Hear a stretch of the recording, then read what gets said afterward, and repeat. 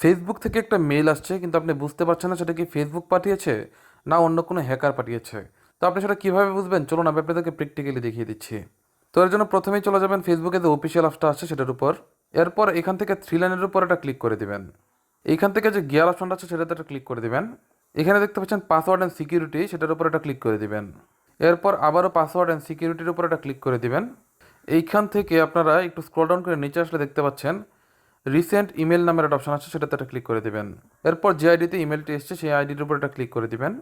তো বন্ধুরা, আপনারা এখানে দেখতেই পাচ্ছেন ফেসবুক থেকে কিন্তু গত 2 সপ্তাহে আমাকে কোনো সিকিউরিটি ইমেল পাঠানো হয়নি।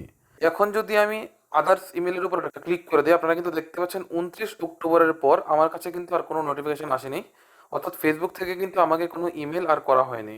বর্তমানে কিন্তু হ্যাকাররা ইমেলের মাধ্যমে আমাদের আইডিগুলোকে হ্যাক করে নেয়।